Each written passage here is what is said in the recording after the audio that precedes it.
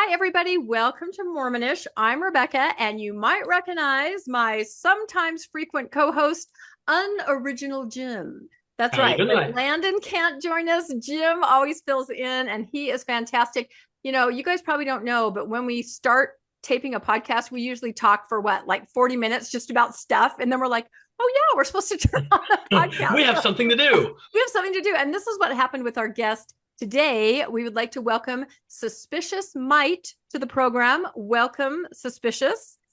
Happy to be here. Thanks for having me. Yeah, and as you guys know, you've watched Mormonish enough. Sometimes we have guests that for various reasons just can't be on camera, and that's totally okay. And we appreciate them, taking the big step to come on, especially when they have really super interesting information like Suspicious Might does. And this is something you guys might have seen this. A lot of podcasts come because I'll come across a post somewhere and I'm like, I wonder if this person would be willing to expand on this, and I'll reach out. And Unoriginal Jim, the same thing. He came across this same That's how post. we met. Yeah. Yeah, exactly. And it piqued our interest. And I think when we get started, a lot of you will go, oh, yeah, I saw that. So I contacted Suspicious and I said, hey, would you consider coming on? And we kind of talked about parameters of confidentiality, and here we are, and we're super excited about this topic. Why don't you just introduce yourself a little bit as briefly as you want, Suspicious Might, and then we will dive right in. As you can kind of see, our slides are up. We are going to be talking about data and the church and everything involved in that, and this is Not a just that. big hot button topic. We're going to be talking about your data. That's right. Don't get your scared data. now. All right. So give us a little brief intro, Suspicious, and then we'll just take off. This is going to be fascinating. Sounds good. So, Suspicious Might's my Reddit name. I've been out of the church for about a year, and I got into researching different elements about the church because one thing that I think is difficult in the ex-Mormon community is we hear a lot of people repeat, oh, the church has $250 billion. The church has X amount of money. The church is the most wealthy church besides the Catholic Church.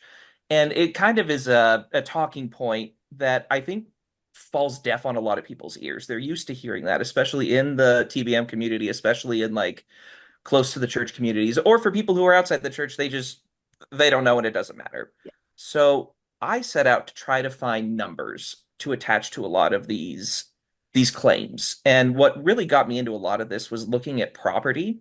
So, for example, I started off by looking at the church's agricultural acquisitions in Australia, which they recently put out a horrific try to cover up press release about. It's not really the church. It's the church's company and their subsidiary that does it, but it's not really us. It would be not really to say that we're a real estate company. Yeah, no, 7 I made degrees that from Kevin Bacon. There's nothing to worry about. That's it. I posted that widely when I first came across it. I made a short, and a lot of people said, "Oh, this is from the Lord's Newsroom, that parody site, right?" I'm like, "No."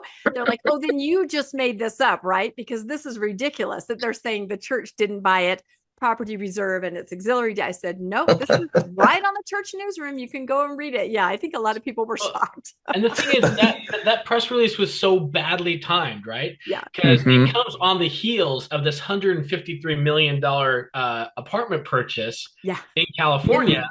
Florida. Where you have another, in Florida, where you have another issue where the church is trying to overrule the rules that they use for developing rural land.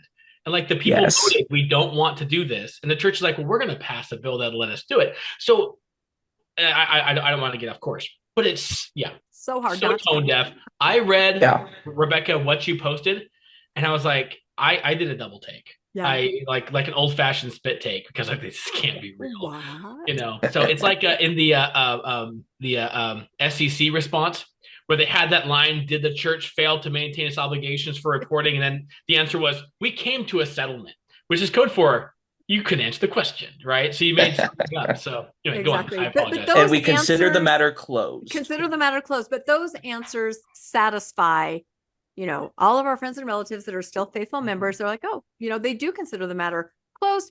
Even a lot of post-Mormons, unless you dig in, it's very complex, especially the land holdings and things. So I appreciate people like Suspicious Might, Jim. You guys are both really good at crunching data and then kind of dumbing it down for the rest of us. So that's why I love these kinds of podcasts. And I think they're so important.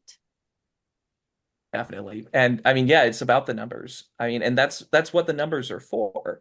And I just saw a church job post that they put out several years ago that was for an accounting assistant whose specific job was to look at instances where, now I'm not a financial expert, so I can't even pronounce what the word was, but essentially someone looking at losses, including from insider bad behavior leading to financial losses. And Interesting. it's something you wouldn't expect to find. But it really is all about the corporation.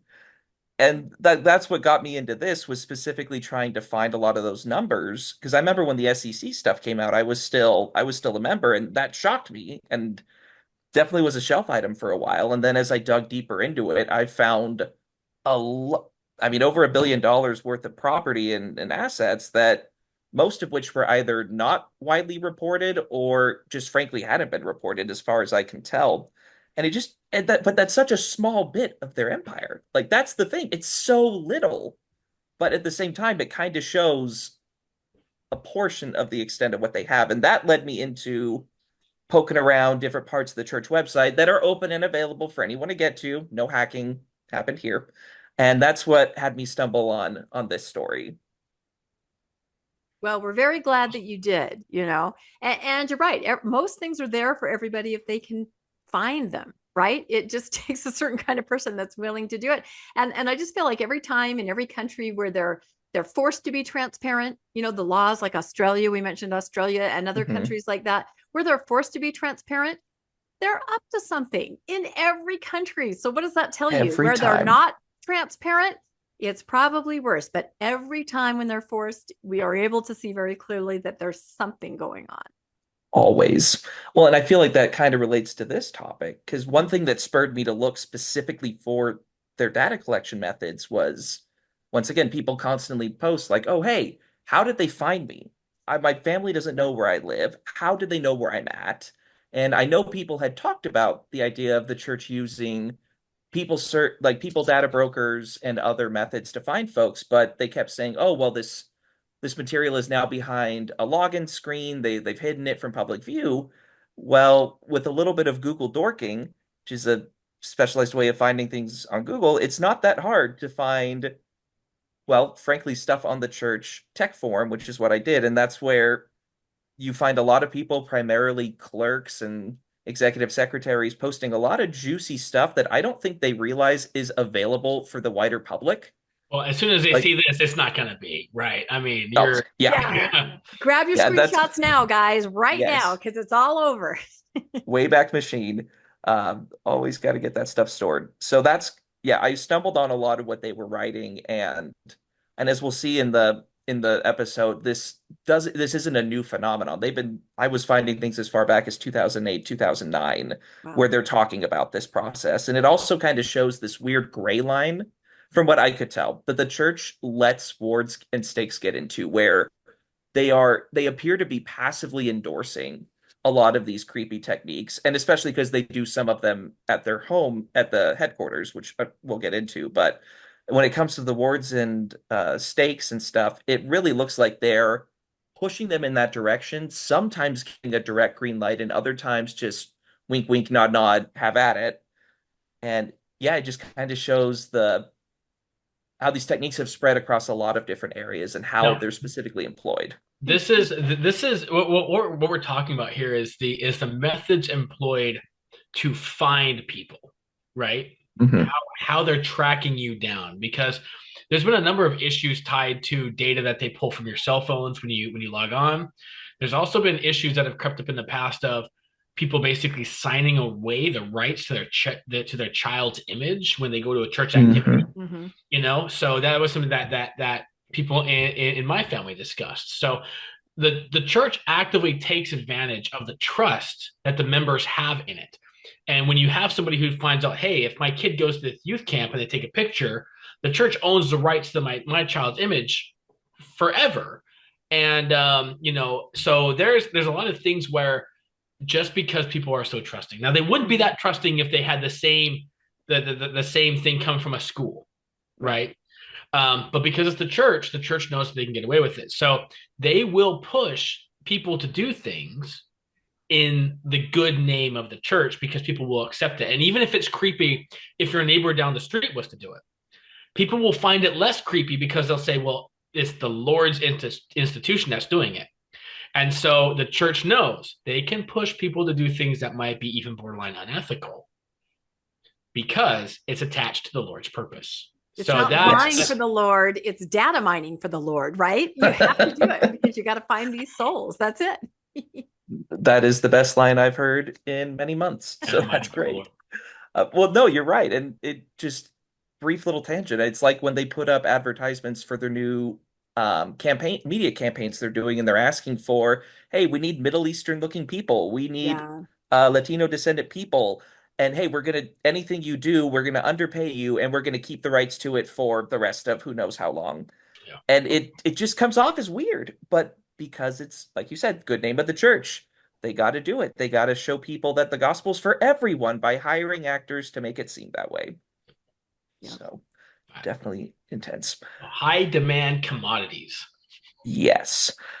And so with a lot of this, the church's use of these data brokers is certainly not unique.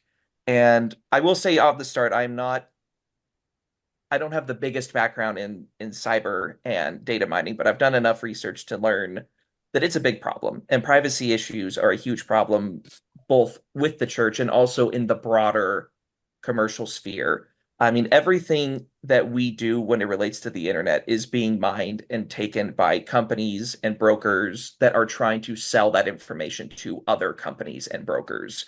And anytime you interact with the web, there's some group, some company, something trying to get your data to be able to sell it. Like a few examples that I pulled up from recent stuff. There's an airline-owned data broker that several of the airlines are involved with, and they're currently selling your flight information to ICE so that they can sort through it to find people they want to deport and kidnap and do all the horrible things they're doing right now. There's also a startup that is specializing in going through leaked data collections online to sell the information to debt collectors and divorce lawyers. So imagine going through your divorce and then having this private investigator dig through the spouses, who knows, leaked emails, leaked accounts, leaked something to be able to use that in court. It's absolutely insane. Trump is working with this big surveillance company, and he's trying to get all of the government agencies to give Americans data into one central database that they can use to, well, they would probably say something about national security, but really to crack down on dissidents and critics and basically manage this massive surveillance effort on the American people. In addition, there's another company that I was looking at that they want the offices of doctors for people that the police are investigating so they can track when those people are going to the doctor, because they can get that from your phone. They can get that from a lot of the devices that we have, and when they interact with other devices. If they have the address, they can track when you go to the doctor. Okay. Correct. Yep. They'll know when you're going, and it's horrifying to think about. And then also, this was very recently, but Florida's Attorney General's office is trying to get all this data on people who attended essentially a pride event at a restaurant, and they're demanding reservation logs, contracts, guest lists, just because they want that data. And you don't know where that data is going to wind up and where it's going. So there's a lot of people after your data. It's not just the church, but the fact that the church is doing some of the things we're going to talk about is very concerning. If it's meant to be Christ's one and true only restored church, why in the world is it doing these very unethical, creepy, stalkish tactics to keep a hold of people?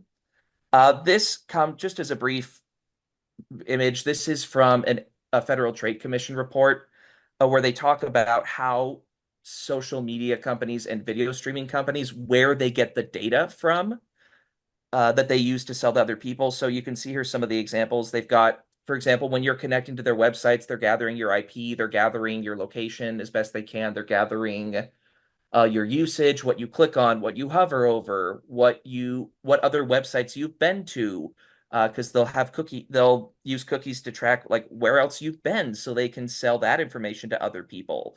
They'll look at they'll put on advertising tracking tech. They'll buy data from people. Some of them will use open source information to gather more stuff on you. Essentially, there's this whole world of people trying to find you. The FTC specifically said, and this is from last year, that these companies the social media and video streaming companies are at the forefront of this mass commercial surveillance project that threatens Americans' privacy in so many ways. So it's a really crazy, insane world. And the fact that this is an issue is something that should be talked about both within church context and out of it. But in our specific case, looking at church involvement, if we move forward, we want to talk about data brokers because we mentioned them earlier, and that's where a lot of people in the church are starting, based on what we're seeing in the post, they're using data brokers to get information on members who are either no longer attending or have gone off the radar or have left. Maybe they haven't removed their records. I wasn't entirely sure from a lot of the posts if they're going after people on the do not contact list, but I would not be surprised if they are. But So just to quickly, oh, go ahead. Yeah. If you have somebody like some of us who are vocal on social media, okay, so we're not, viciously like Ed Decker's like parading back and forth in Temple Square in our garments or anything like that, but we are consistent voices of criticism. Not yet. No, nobody wants to see me like that.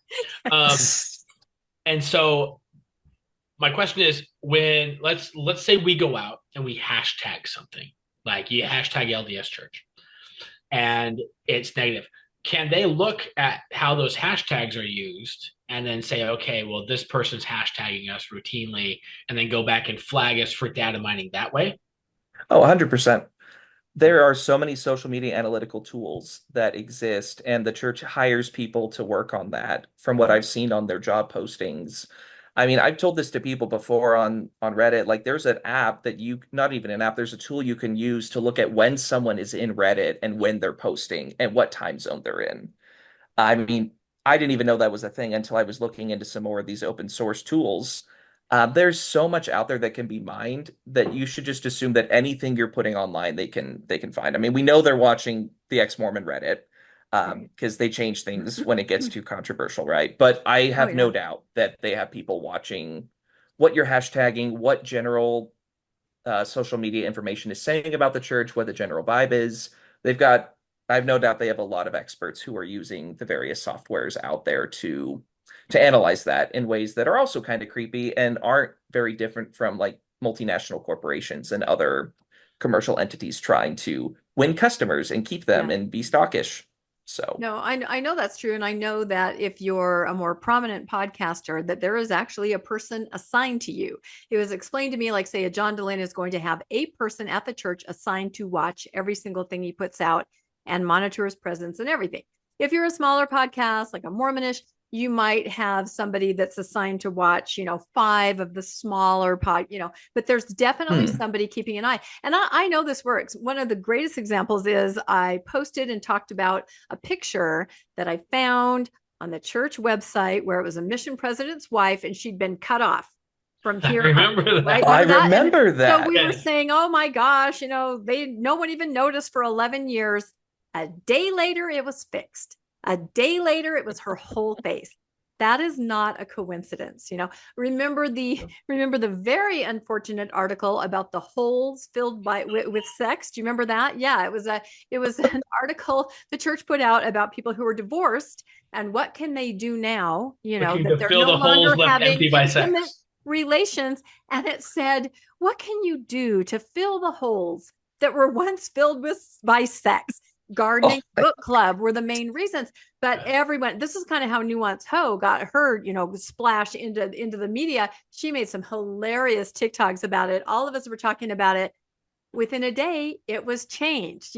More recently, she'll never forget that night in the barn, right? It was the title of an article about Mary Whitmer and a confirmation of the golden place. Of course, when you say barn and she'll never forget in a Mormon context, everyone's like, oh my God, bad Albert. They changed the title. So I know they watch us. That's absolutely true. So, but you're saying here that the LDS Church uses these sophisticated methods like data brokers and things just to try to get a hold of, maybe what podcasters are doing, track individual members. That's pretty interesting. Creepy, I think, is the word we keep using. Yeah. And I mean, a lot of this, what's interesting here is a lot of this isn't necessarily just directed at like dissident members, I'd say. Like they probably have, like you were talking about, these specialized folks working on that. totally exist, because I remember when I put up a post pointing out how the church hosted this really homophobic conference and had this awful news release on it. They changed it the next day. It was really funny to watch. But in terms of what we're talking about here, a lot of this is more geared towards finding members who have either been disaffected, gone quote unquote less active, or they just don't know where they live, which is almost worse in a way, because it's quote unquote understandable if they're going after dissidents. But if they're just finding average people who have, made a choice not to go to church, it's really, really creepy, and just shows the lengths to which they're going and to which tithing money is being used on a lot of these techniques. That is a really, really good point. And it's Landon had an experience just last month. So he has a son who was a missionary who got married. They did not get married in the temple. They have never lived at Landon's address as a married couple. There's no information on any church record about his son and his new wife. They've been married for about 2 years. All of a sudden, to Landon's house, knock on the door, it was someone looking for the new wife, Landon's daughter-in-law. How would they connect his address to this daughter-in-law? Never connected to the church, nothing. How? Nobody could figure that out. But obviously there was something in the data that showed that his son got married, that he had grown up in Landon's house, and then they connected it to the daughter-in-law. It just kind of was creepy. That's the word, creepy. Well, and that's all stuff you can get on these data brokers. I mean, it's the amount of stuff that they have here is absolutely insane. Like the Electronic Privacy Information Center talks about how these essentially unregulated companies are gathering so much information that can impact your life in a lot of ways. It's funny. They talk about how you can be denied credit. There's specific warnings on a lot of the websites saying, oh, you cannot use these for credit purposes, but people do. All you have to do is click through and say, oh, not going to do that. And they get all this information on you. Like, as they talk about here, there's things like your name, address, telephone, gender, age, marital status, child, education, profession, income, political preferences. I'm sure you guys remember the Cambridge Analytica scandal back during the beginning of right before the first Trump administration, and they were collecting all that information based on an app some people had connected to Facebook. This is the kind of thing they're going after, because the more they know about you, the more they can sell you things that will be more appealing. But then on a scarier note, the more they can try to sway, they being whoever, being a company, a foreign government, your own government, can try to sway you to think a certain way or react to things in a certain way. So really, I've heard some people say, well, it doesn't matter that they're gathering all this, whatever, I got nothing to hide.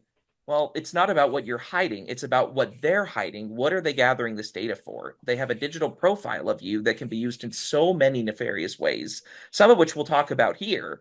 But there's a wide, wide world that we can't get into here about what these companies are doing. And like they say here, they can sell your real-time location data. I don't want anyone knowing where I am.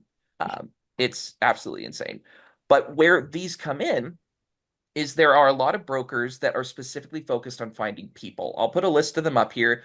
I debated putting up a list because I was like, oh, I don't want stalkers to see them. But then I remembered, if they're stalkers, they already know about them. They already know. They already know. There's a fine line between your minister and a stalker, right? It's like that thin. Exactly. So, yeah, exactly. There's so little line there between, what would we call it in English? Like the guy who's spying on you, the informant, that's the word, between informant and ministering brother.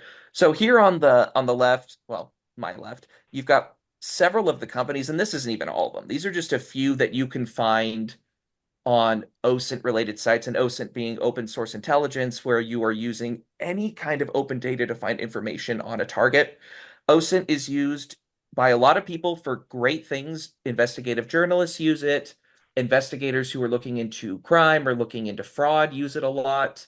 Politicians and watchdog groups use it, and businesses use it. And then you have really creepy usages like stalkers, like what the church is doing, but they have all these resources available. Some of them are better than others.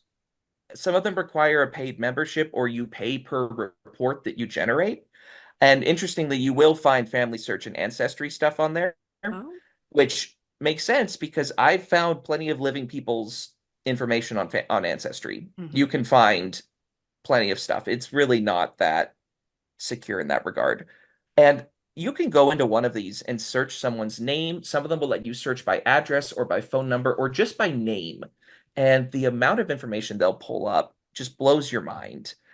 Like I said, these can be really helpful for certain people, but it's also really easy to blur that ethical line and get into usages that violate people's trust, especially when you're talking about a religious institution.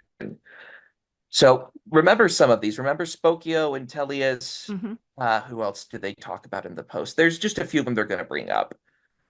And we were talking earlier about the kids whose pictures are being used by the church and they sign away their rights on it. So if you look at the church's privacy policy on their website, there were a few things that stood out, and I'm not a privacy expert, but I looked at a few things that are on here and I saw that some of them are similar to what you see in big multinational company websites, which might be the standard for the industry, or it's another indicator that the church is a business. So they say it's here, a church, right? It's a church. Why do they have these tell me it's a church? Yeah, they keep telling me it's just a church, but yeah, I don't know. Weird stuff here. So they claim they're collecting your data for so this is when you get onto the church website, you can click on their data policy, and they say they're collecting it for, genealogy, because why wouldn't they be collecting your stuff for genealogy, humanitarian, social welfare, missionary, blah, blah, blah. And when you're going on the church website, if you're not using a VPN and other privacy apps and extensions, they can see a lot. They can find a lot of stuff on you just by you clicking on the website, which is why everyone should use a VPN and everyone should use privacy extensions. Something else. Go back to the last one. Okay. Totally. Why is it not going back? Hold on. It's being weird.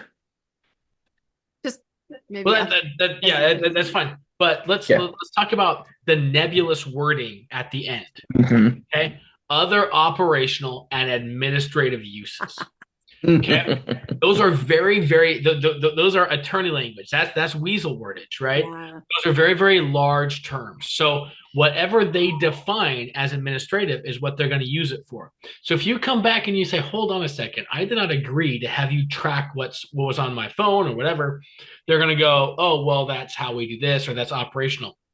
Those kind of nebulous wordings is where people should have a red flag go up. What constitutes operational? What constitutes administrative? If they're not if they don't give you the opportunity to investigate what that means, then they're probably taking more than you would want them to have. 100%.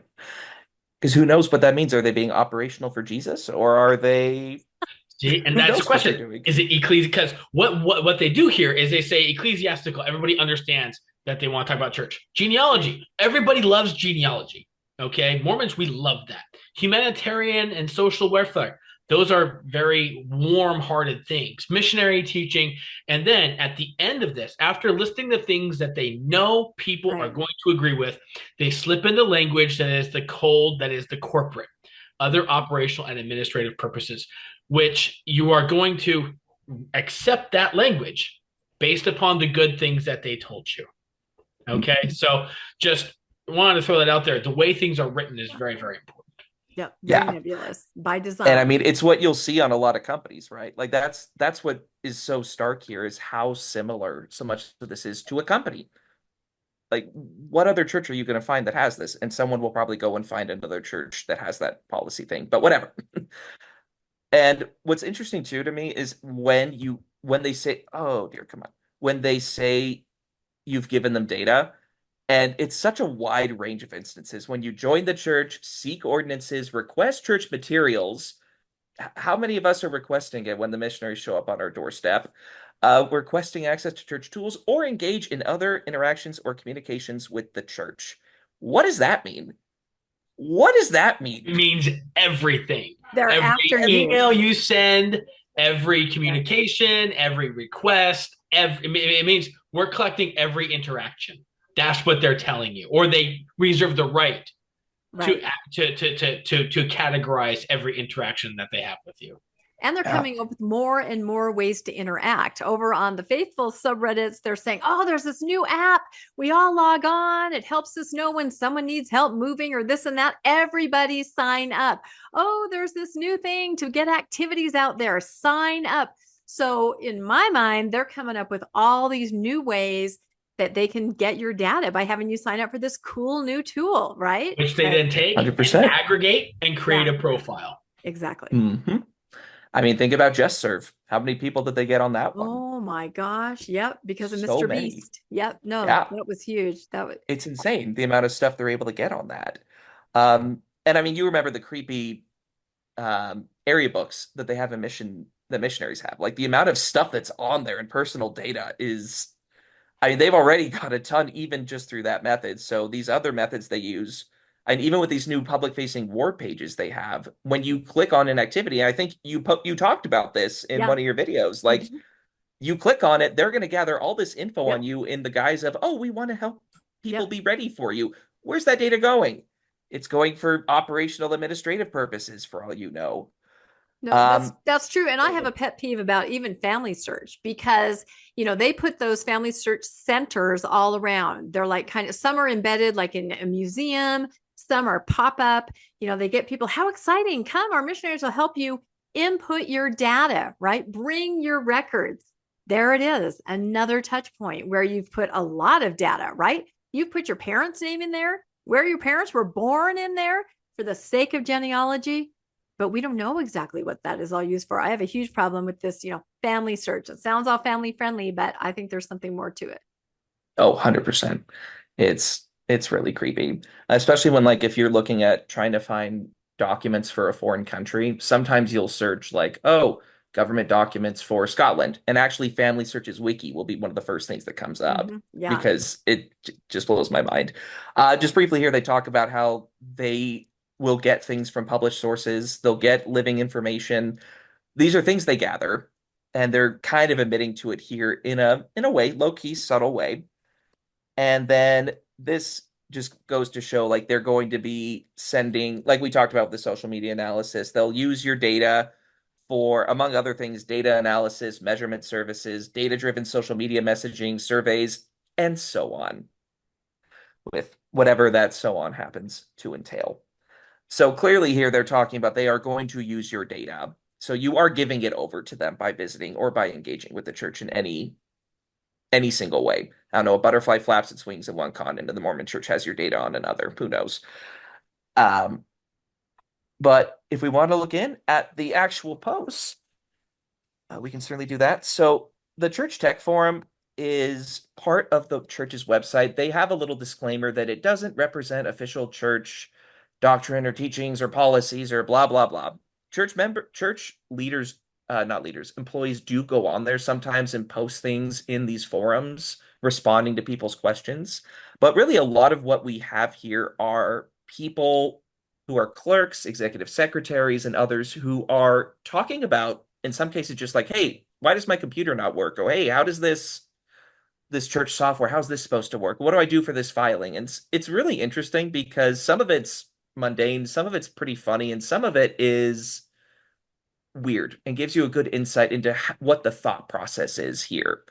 And going back to how we mentioned that this is not a new phenomenon for the church to be using these databases, like this post from 2008, this guy's talking about how they spent $85 on one of these databases and they were able to find all this information, including possible family splits, addresses that are invalid for postal delivery, places that aren't residences.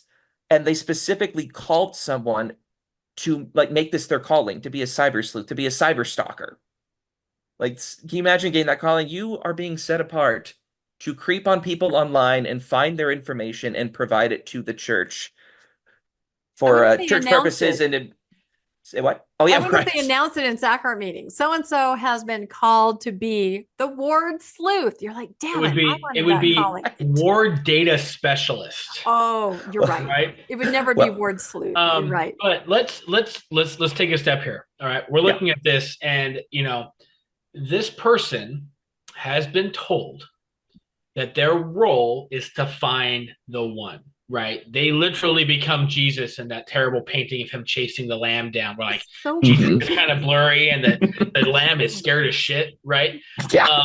That's so what we're talking about is, let's comprehend that the people who serve this role in their work, they're not bad people. They are genuinely doing what they think that they need to do, what the institution wants them to do. This is a case of bad systems, but well-meaning people, right? So I just want to kind of make it, because I can just see someone's grandma being so happy that she gets to do this, right? And feeling moved and feeling the spirit when she contacts somebody, right? But the fact that we are now that the Lord's institution is like, we're going to spend money so we can get more of this, and we're going to call somebody specifically to creep on people. This is stunning. I want to see what else you have. Yeah, and definitely. I have to say, I have relatives, older relatives, who served a senior mission, and that was their only purpose.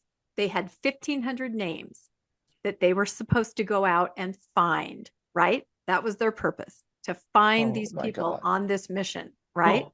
And they came back and they reported, but yeah, that means go door to door. That means, I'm sure, have access to some of these kinds of tools and to kind of weed out who's here, who's not here. Sometimes I wonder if it has something to do with, the very abysmal membership numbers. You know what I mean? That's what I was going with this. Yeah. Two-thirds of the average church of ward's attendance doesn't show up. Right. And Observe and Report does a really good job of showing that the average ward attendance is between 115 and 135. Well, the average rolls are 500 to 700 in some countries. Exactly. So get rid of those records, and then you have 100 people on the roll and 90 people show up. My God, that's excellent attendance, right? So I think that's part of it, because they're told these records that they can't find for these people, they're sent to Salt Lake. They're no longer held in the ward where they were last known. They are moved out. So I really think it has to do with the membership numbers looking better. That way, the church can maintain their 17 million number, Yep, which we all know is closer to 3.5 to 4 million. But that way, they can maintain that facade by having these people do this. Awesome. Okay. Well, and to add on to that too, I mean, we'll get to someone about that actually brings that statistic up in one of these posts going forward.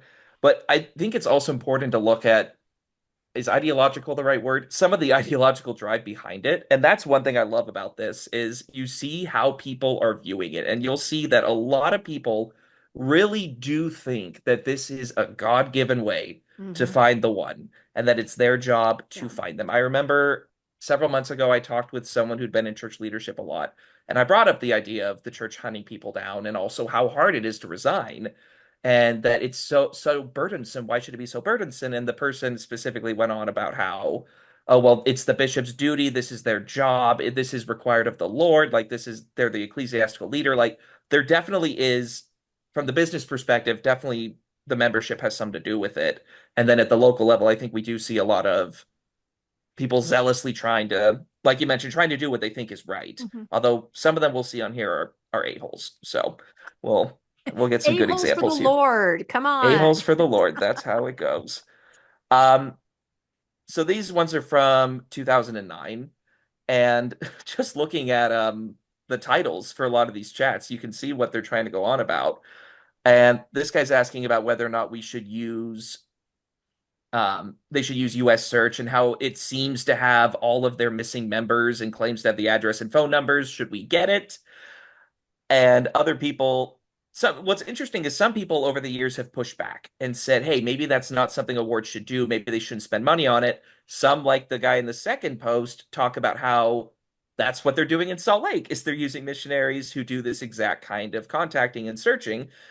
That thing I sent you guys a few days ago, that was the church job posting for a volunteer position to be a church, what was it?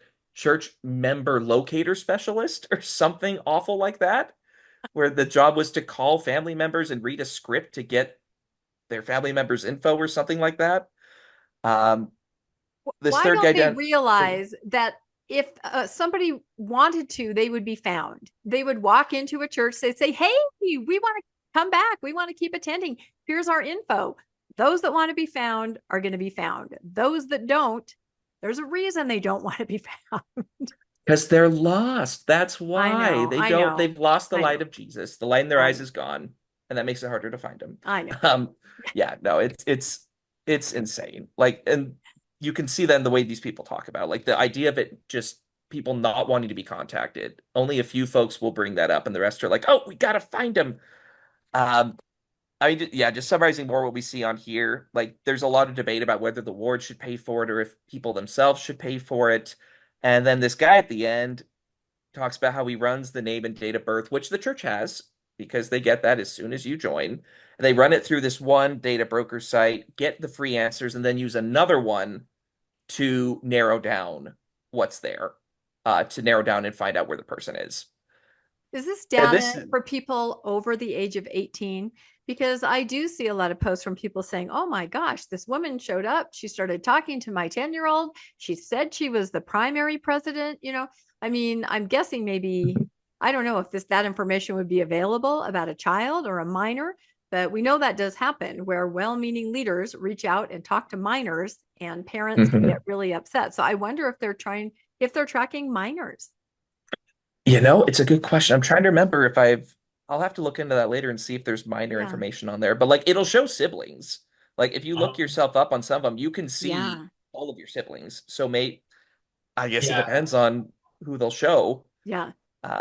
So that's interesting. Yeah, I hadn't thought about that. Yeah, because if you looked up, say, an 18-year-old and it listed all of their 6 younger siblings there, then you would know, hey, here's a whole family who needs. If they're reporting data for adults and they're reporting households, then they're going to be able to show who the children are in the household, what school they go to, what district they're in. So I would imagine that when somebody goes and plugs in information for a less active couple or something like that, they're going to find out, oh, well, they have kids. These are primary aged kids. So we're going to give this over to the primary, and that's how they end up at the front door. Yeah. Yeah. Well, and also people's social media, right? I mean, the amount of stuff people are putting up, there's a prediction that a good chunk of child-related identity fraud here in the next few years is going to be because of oversharing by parents on social media. So, I mean, if someone can find your social media, which these guys talk about doing here in a little bit, and you've been putting up stuff about your kids and you don't have the right settings on, your information's an open book. Like, at that point, they can find you and it's not that difficult to figure out everything. Moving forward to like 2018, this is the line that just always gets me. We use Intellius, a people search service recommended by our state to find lost souls. There it is. Yeah, there it is right there. And it's recommended by the stake. So there's endorsement at the local level. And their ward is paying $20 a month for it out of their budget. And he's trying to find out how other people have been using it. And it just blows my mind, first of all, that there's that confirmation right there. Like, oh yeah, we're using it. Okay, the end of debate. It's there. It's being put to use.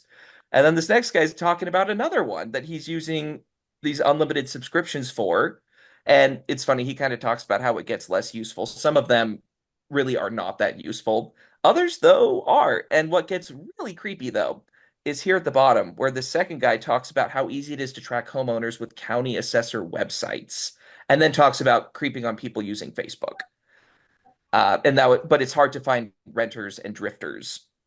That comes up a lot, actually. A lot of people are talking about, oh, my ward has very transient members, lots of renters. We have such a hard time tracking them down, which, just leave them alone. But that's not an option in Mormon Core.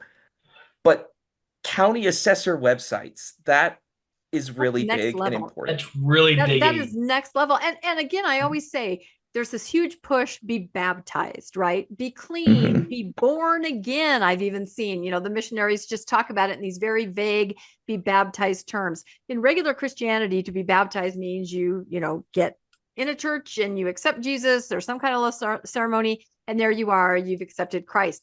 In the LDS church, to get baptized means data mine right away. You have to fill out, there is a record that begins, and then all of this starts. The next thing you know, they're on the county assessor website looking for you because you haven't returned to church after your baptism. So people don't realize, blessing a baby or those touch points, that's where it starts. And then like a snake, it can weave all through your life. Yeah. The name by which you will be known in the records of the church is asset number XXXX1 or whatever. AHX1138. Exactly. We're a record-keeping people. And not only are there records on earth, there are records in heaven. Everything is written down. Everything is a record. If you look at church history, look at the Book of Mormon, look at the next life through that. And this is something that Dr. John Lundwall talks about a lot because of, literacy in the Book of Mormon, but we're a record keeping people. Everything must be documented and written down. Nothing is private. That's just Nothing. how we roll. Not a thing in heaven, in earth, and in the cloud. So it's all over the place. And in the cloud. And with Intellius, I went in and did a search on myself and hopefully did a good job of blocking all my data. In the end, it wound up being, it was like $20 to get access, and I was not willing to pay that. But when you look at what they're bringing in and what they claim to bring in, because sometimes there's a difference there, they're claiming to have my phone numbers, email addresses, education, and that's just for this little highlighted circle. There's all these others. Like, they will get your jail records. They'll get your whatever commercial and financial information is available for you, especially the good ones. The good ones that you're paying a decent amount of money for, they can find it all. It just dawned on me. I actually used one of these services once. We had a guy in our ward who actually got arrested for sexual assault. And I was one of the people involved in getting him arrested, right? And I remember we were looking into the information on him because I was talking to the prosecutor. I'm like, well, I'm going to go do some digging myself. I actually used one of these, and it turned up stuff on him from where he had he was like state welfare. Like, it turned up that he was on state welfare and all this other stuff. So yeah, so that brings me to another thing, right? So if you go to the bishop and you're one of those people who's continue asking for welfare, they could very well ask a ward data specialist to pull up your information and see what you're like. They could say, it's no longer, trust me, I'm out of work, I'm having a problem. They could say, this person's asking for ward welfare. Let's take a look at what their situation is. You may walk into your bishop's interview. They have more information on you than you do. And that's terrifying. Yeah. And if you're a federal worker, for example, there's a website that posts your salary every year by name. You get to see how much someone in the government is making, down from the lowest level. Yeah. Oh, I don't know if I imagine they have it for state as well. Yep, they do. I know at least for federal. Yeah. So there's all these sources of data out there. I mean, you have all these data trails that people don't realize we're leaving out, and that's the way our economy works. And I could ramble on that for a while, but not going to. I saw a post today where several people indicated that their bishop at tithing declaration had requested their tax return from last year or their W-2. Really? You're going to hand, and that's to make sure they were paying a full and honest tithe. And I can imagine if the bishop asked that, some people would give, oh, yes, here's my tax return. Here are all of our social security numbers. Here's where I do, what the hell? Yeah.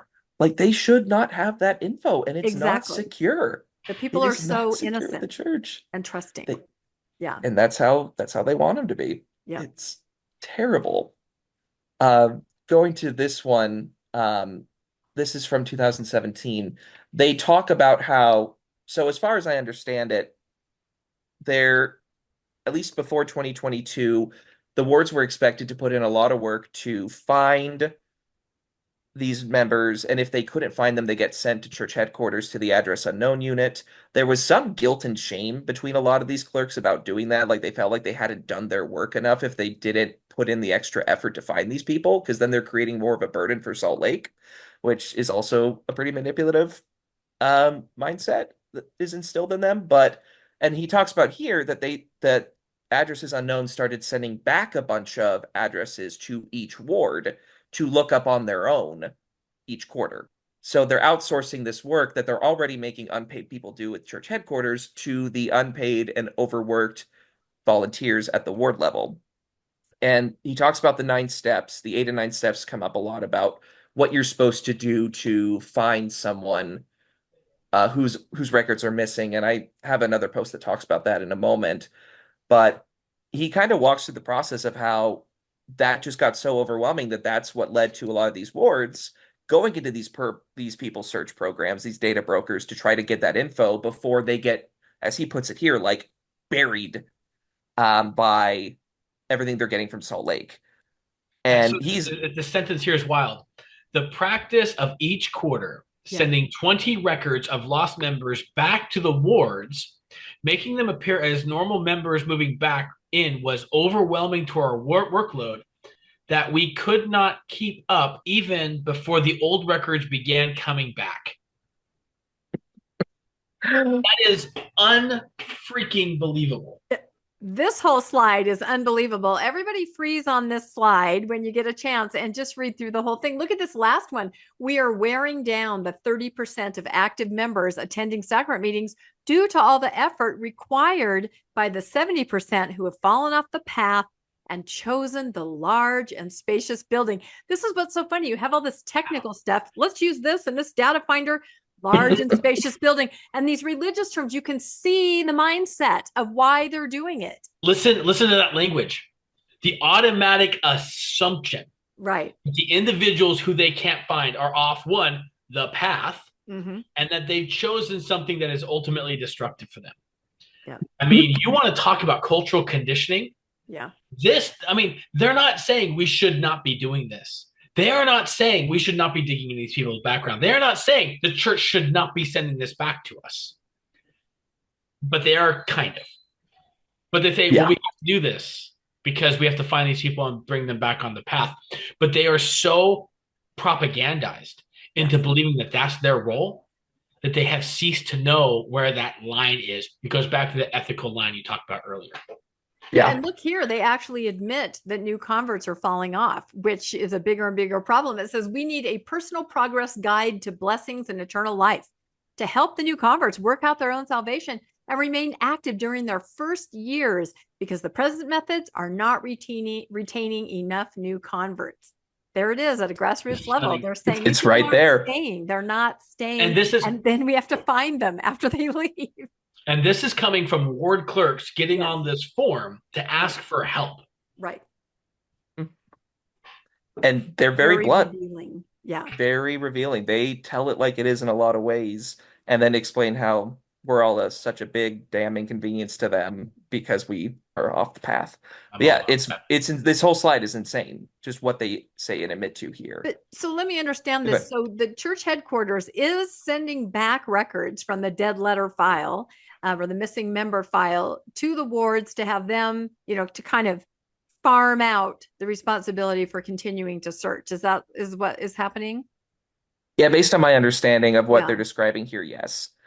They would get them back and then they get more coming in and they've got their own normal records to deal with. So it really is just offloading this massive burden onto already overworked church volunteers. Right. Well, speaking of massive burden, if we knew the number of records in the missing record file, isn't that where the 15 million are?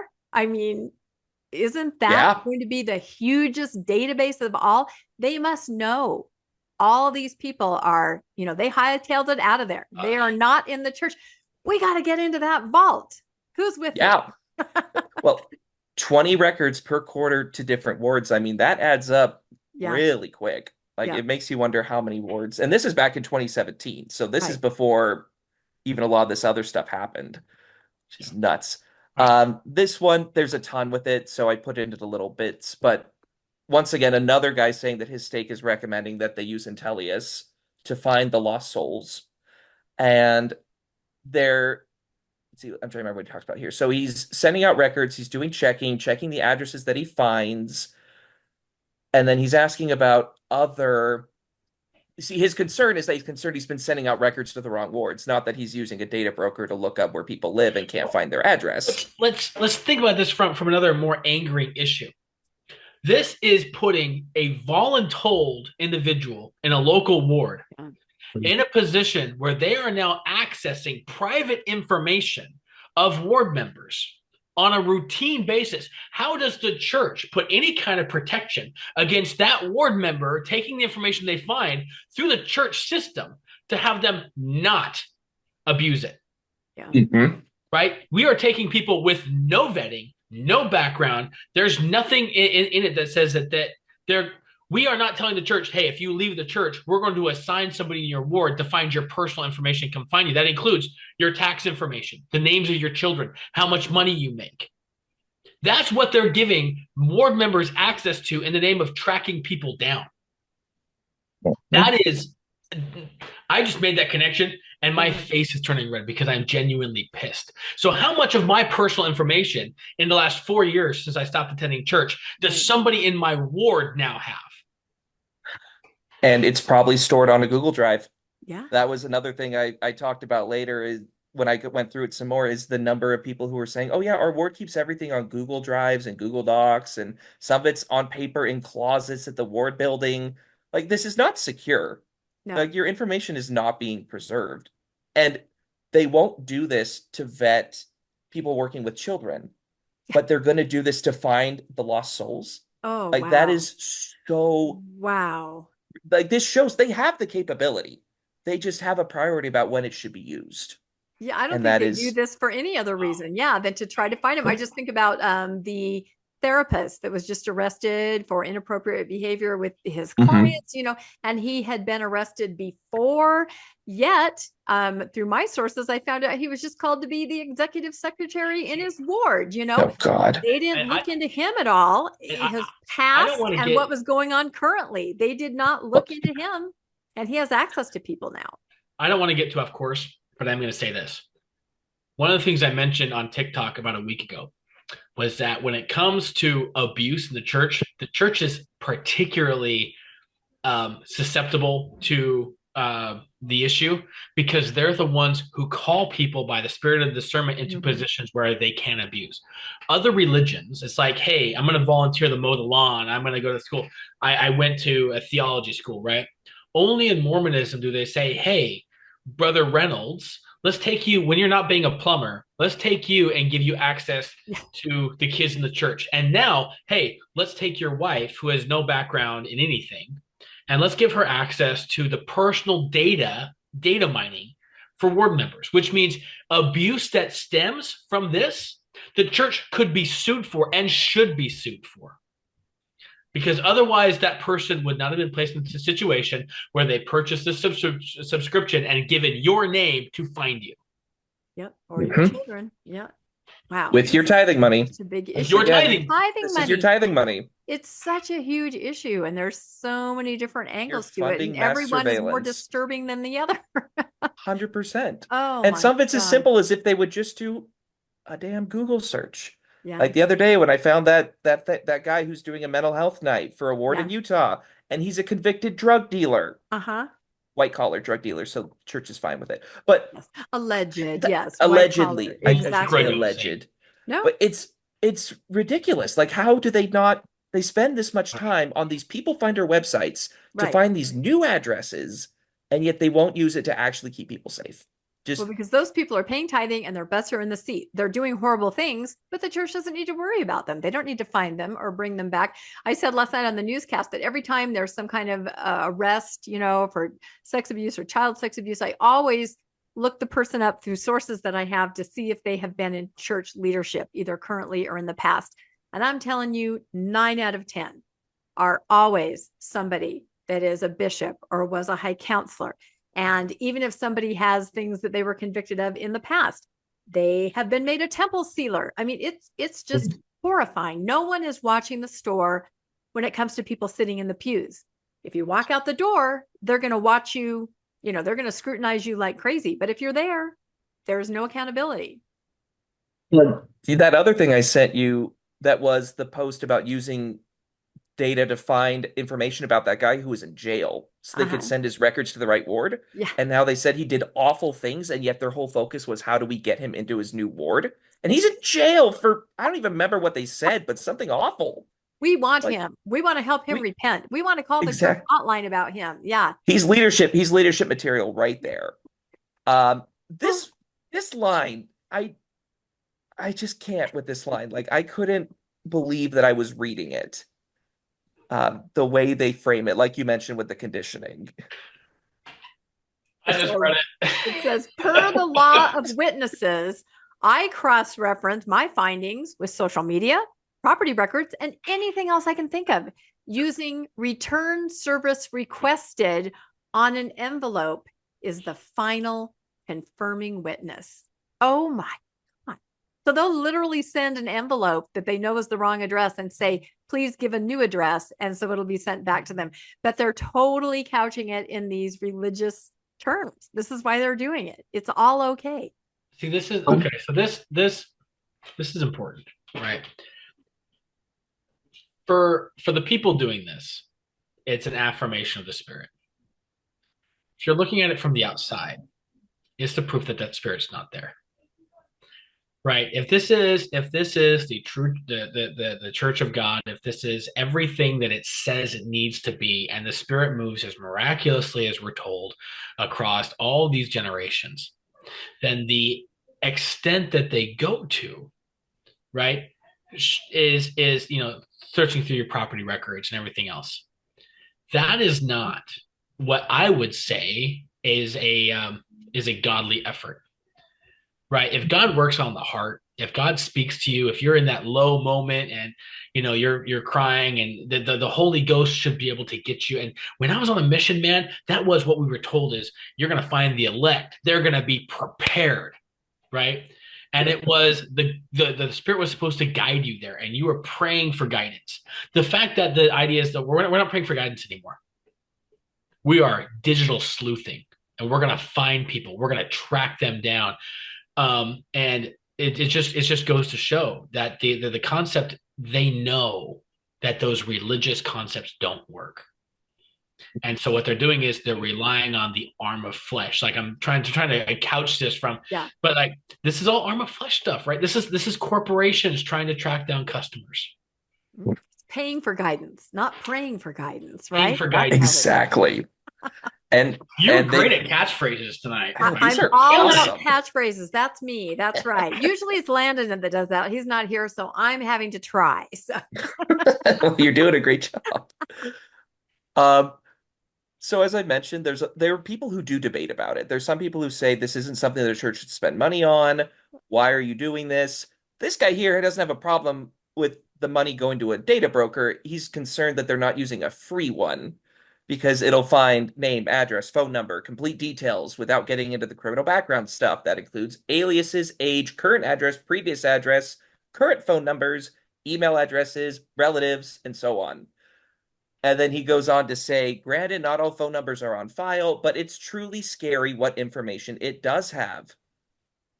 Well, no shit, Sherlock. It is scary, and it's scary that you have it. That's right. Look at the next one, though. Yeah. The next one is great. You're right. This guy's like, you know what? I don't know that we're supposed to be like paying for this stuff. We're supposed to be, as he says here, feet on the ground, walking around the neighborhood, trying to find the person, talking to other people in the ward. That's what we're supposed to be doing. We're not supposed to be in a bunker with some kind of database and all kinds of computers and a drone looking for someone. So I think that guy kind of gets it and feels weird about it. He's like, yeah, we're supposed to kind of just be doing more organic finding. But no. Although he does say the types of things church headquarters doesn't have access to. Exactly. So they've got access to the rest walking of it. Around. Yeah. Knocking on doors and saying, hey, is your mommy home? Are you home? Right. Yep. And yeah, there's debate here where they're like, oh yeah, we use these websites, but the church hasn't given clear guidance on it. Like this guy here's going on about how Facebook can be useful to determine if a less active single adult has married.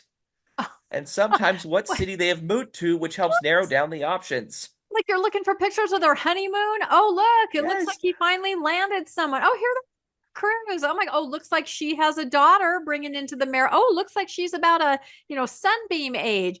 This is the kind of stuff they're doing. I can totally see, because sometimes I stalk people on Facebook, not to bring them back to the church, but for other reasons. So I get it. Yeah. Learn a lot just from pictures like that. Then you can use it, to further the mission of the church, I guess is what they're saying. But wow, that's crazy. It's insane. And this guy on the third one who goes, I consider a couple hours checking free services my due diligence. And if nothing comes up after that, then so be it. So God's happy as long as he puts in a couple of free hours just searching for our data, because that's what Jesus wants. I just think of that smiling Jesus thumbs up meme. It seems applicable here. I just can't. So I had a friend who left the church right after college and moved to LA, right? Gone, and this is back in the 80s. And one day she told me, oh my God, some missionaries showed up at my new job. Like she had no idea how they could have found her in her new job. They came to her place of work. They asked if she could come outside, and she's just like, get out of here. Get out of here. It's that kind of thing where how really did they think these people are going to react when they're tracked down? Is it going to be open arms and what took you so long? No, in a lot of cases, when it's invasive like that, it's going to be get out of here. Leave my family alone. That's what they're told. The narrative is always when you show up, they're going to be lost. They're going to need you. They're going to need what you give. So we are, especially like in the MTC, right? When you're in the mission, everything you're told is they need you. You are there to teach, not to be taught, right? And that's the attitude. So what we're taught is that they need us. And whether they like it or not at first, they will thank us for coming back. And there's always that stories about the missionary who put his foot in the door so that they couldn't shut the door. And, the ones who get aggressive and, testify and all that stuff, you're taught to do that. And then they're taught to see the rejection as a sign as well. So it's very interesting that the way they do this, what they've done with this is just taken that to another level of invasiveness. Mm-hmm. To a level that actually gets into some very complicated legal territory, as this last guy pointed out. Good point. Yeah, because he comes back, for those listening, this is a guy who comes back to this conversation almost a year later saying, oh, a ward in a neighboring stake is using Truthfinder, another one of the data brokers. Our stake was going to buy a membership for clerks to use, but the clerk wanted to make sure that Salt Lake City and the company were okay with it. Nice, they actually thought to check with the company. And the clerk came back with saying that the church is okay with the stake using it. So there is alleged confirmation of Salt Lake City giving the green light to a stake to use these people finders and buying an account. Wow. But then Truth Finders said they're not okay with it and that their licensing is strictly for personal use and it can't be used by any organization for any reason. However, he says this other ward is using it illegally. So that's the start. And this goes on to the next page here, too, on this conversation. So they're admitting that the church using it for these purposes is illegal based on the licenses that they're buying. And wow, that's a big slide right there. You're right. Two things. They admitted that they checked with the church and Salt Lake said, yeah, go ahead and do that. But then the data finder company itself said, no, that is not what this is for. And if you use it for that, you are doing something illegal. Like, weird they even thought to ask about it. Yeah, some of those clerks, you know what, they check their boxes, they go through things, but wow. Yeah. Well, and that's where later on this page, I mean, you get this guy who later says, like, there's no excuse. Okay, so he points out here that one of these people's, that guilt I referred to earlier, that a lot of people think it's better to do all this work than to send things back to Salt Lake because there's some shame or that's not a good use of church resources. Well, I like this guy in the last post who says, I keep seeing this belief over and over again that it's better to use these services than sending things to Salt Lake. But I don't think it's accurate, and it's certainly not an excuse to violate the terms of service. So he's taking a stand. He's saying, no, this isn't good. Like, this shouldn't be what we do. But he's in the minority here. Most of the posts that I see on it are either ambivalent or saying, yes, go for it. Yeah, he's pretty emphatic here. He says, yes, there are a number of things the ward should be doing, making use of ward counsel, asking known friends and family, like we mentioned before, but there's nothing that calls for units using budget funds or for any kind of subscription service. If that was the church's desire, they would have negotiated a bulk service contract and made a way for units to use it. They would never do that. It's the don't ask, don't tell. Oh, I think the wards are doing it. I think that's fine. We never told them to do it. We just told them to find everyone. Then I look up here at this top line. This is like my family member. I'm sure there's a good subscription service out there. The church is already using it for the service missionaries who are working on the address unknown file. Like, this is extremely revealing. I don't know if they realize this is all visible from the internet. Like, you don't have to log in to see that. Yeah, right. You don't have to log in. You just search it and you find all of this. But they're very open. Yeah. Wow. we're just like so fascinated reading every single word here. I know it's like we have these pauses because we're like, oh my gosh. Yeah, I suggest everybody freeze on these screens as we go through and read them. For those of us that'll be listening, you might on this particular episode want to go over to Mormonish Podcast on video and check it out, because we're reading bits and pieces, but you can just see these clerks working it out. And some of them are hardcore. This is the mission.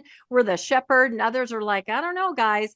But it is very telling to see them. And also as they discuss their interaction with Salt Lake and what, may be known, may be okayed. Yeah, this is fascinating.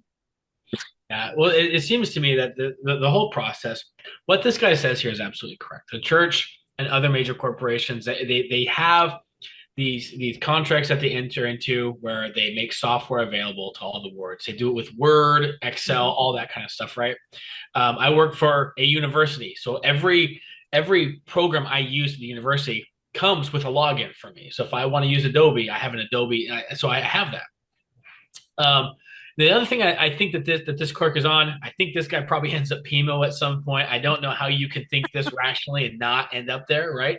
He might be in our audience now. If you're here, dude, who was on the forum in 2019, twice, twice. So what he's saying here is correct. This guy views religion properly. Hey, it's ward council, it's asking friends and family, and if they're gone, they're gone. We just give it over and we focus on the people that we have. Okay, that to me is a rational and good way for a religious community to operate. All right, whether or not we like to gossip at ward council, that's the way religion's been for thousands of years. Okay, but if the church wanted this, they would have it. This wink and a nod thing they're doing gives them plausible deniability. It's the same thing where they have the historians at BYU talk about real history while they have the people in Salt Lake dealing with hagiography. Right? That way they can keep distance between them and the church protects its assets. If somebody gets caught using one of these subscription services, just go, well, we didn't really know that was happening. Right. Oh, well, we were told but you were told by a low-level person at Salt Lake. It didn't come from anybody in a position of authority. And they will take these poor guys, throw them under the bus, and they'll get in trouble for it. But the church walk away scot-free. Yeah. And clerks warn each other about that on here. With the Google Doc stuff we were talking about earlier, one of them kept saying, oh, well, this is against church policy. You could be sued and the church will have to distance itself from you because technically you're not in compliance with the policy. No institutional defense, none of that. They're just going to, throw them under the bus. Wow. So very charitable and very Christ-like. Wow. And some people recognize that and try to warn others. A lot of people don't realize the liability as a member and the things that you're asked to do. It's huge in many cases, and they will distance themselves instantly if it's going to blow back on them. 100%. And I guess for listeners, like this is from 2017, but we will get to the more recent ones. There's ones from this year that come up. We're just kind of moving through the moving through the time period. This one I brought in because I just feel so bad for this guy in a lot of ways. He's a new clerk. He's only been in for 6 or 7 months, and he wants to know more about finding people. And he reads over the 8-step process. He says 8 here, others say 9. I'm not sure if it's 8 or 9, but here he says that the steps he's supposed to take to find people are contact the occupants at the member's last known address and ask them if they have a forwarding address. Use postal services to find a forwarding address, which we talked about earlier. Call any last known telephone numbers. Send an email to any last known email addresses. Contact known family members and relatives. Contact known friends, church members, and full-time missionaries. Contact ward priesthood and auxiliary leaders. And then the vague one, check available online social networks. No clarification on what that means, but that seems to give a pretty big umbrella for a lot of what these wards are doing. And this poor guy, he does not want to cold call people. He's talking about how he used one of the data brokers, wasn't finding a bunch. And so he says, I feel uncomfortable when calling numbers on file to ask people for their new address. So he's got a sliver of humanity in him there. He understands that this is breaking boundaries and being really creepy. And he says they don't feel comfortable giving the new address. Of course.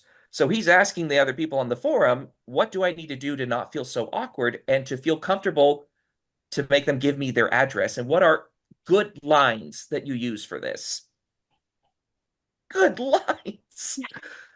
This is just like a telemarketing person calling in, to exploit an elderly person, and you're trying to build a relationship and get that data and coerce somebody to give something up. This is very underhanded.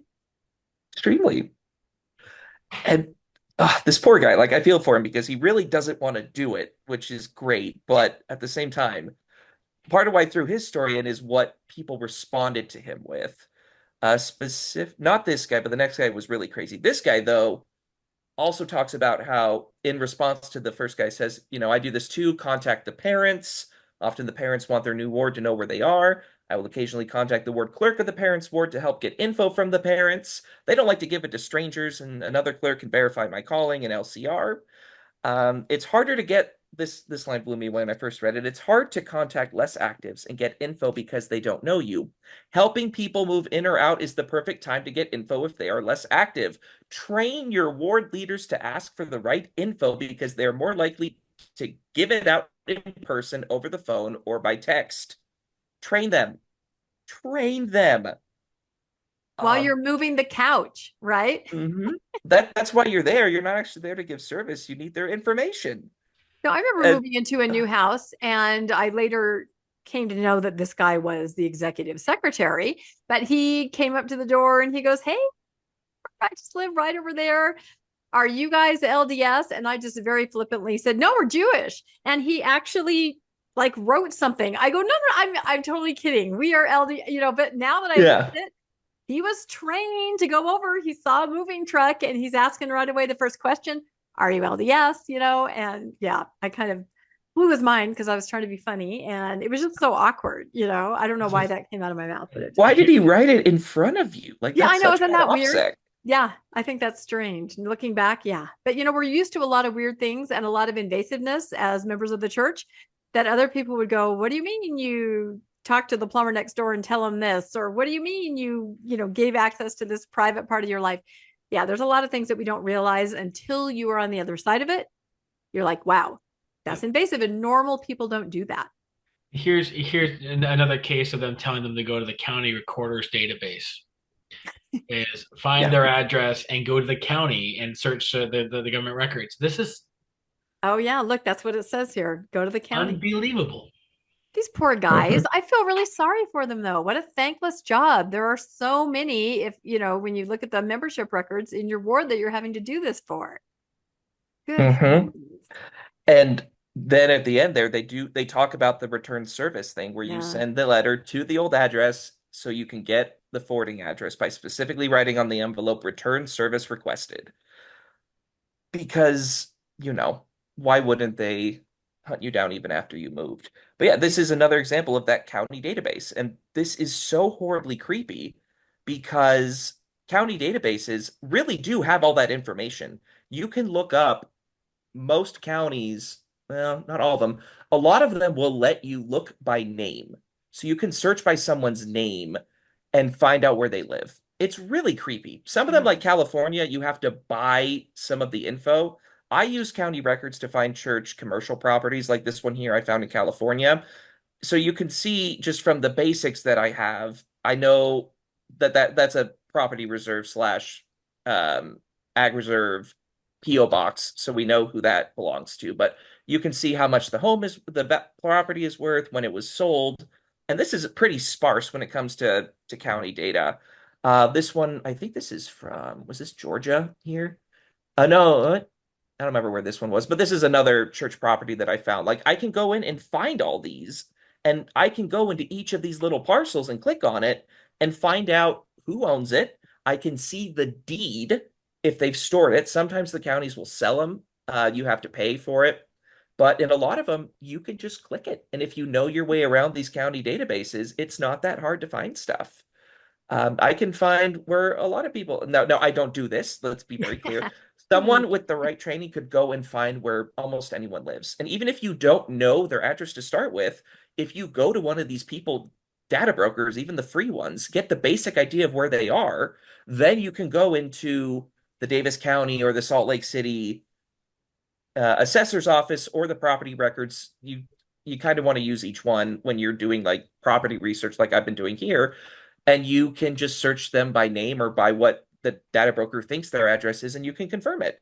It's really creepy. I don't like that it's out there in general, and I really don't like that the church is telling people to do that, because there's all your private data. Training them to be super sleuths, which who knows what they can use later, Exactly. You're talking about tax returns at tithing settlement. Like they know how much your house is worth. This is going to be one of those cases where if you were to press a member on it, right? They're going to go, well, the information is already there. They're just using it, right? But this is a case of, but should you? Exactly. Right? It's who would Jesus data mine? I'm trying to come up with catchphrases. That was but it's that's the case. Yes, these tools are there. Yes, people would view this as invasive. Should the church be doing this? My response is no. Yeah. But I have a cousin who was called as a bishop at like 23, and his response is going to be, "Isn't it great that they have these tools so we can, move the Lord's work?" This is just stunning to me. Yeah, and it's helpful in some ways because that's the insider view. But when you get like a reporter or the outside world looking in, they can see this exactly for what it is. Just data mining to get people's info to bring them back in. Mm-hmm. It's so obvious, and examples like these posts are just so helpful. And this is one of the jerks I was talking about. So he's responding to that first guy who was feeling really nervous about making the calls. And he's funny in some ways, but in others, he's just an absolute jerk. But he's talking about how like, oh, well, yeah, this is one of the toughest parts of being a clerk. And you can go work through the ward, but the Relief Society will get some things done, but the priesthood will be packing you nearly the entire list of names, having done nothing, but the women's auxiliaries will have gotten about 3/4 of theirs. So, I mean, that's kind of funny how that comes up. But such is life. You still need to encourage priesthood responsibility. And then he talks about how he thinks missionaries are usually wasted effort when he sends them after these people. And then I'll go over some of the tips he gives here in a moment. But the part that just made me laugh is, as personal advice to that first clerk, he says, "This is not a job for the timid. Remember the scripture about making weak things strong. You are curing timid in the process of doing your calling."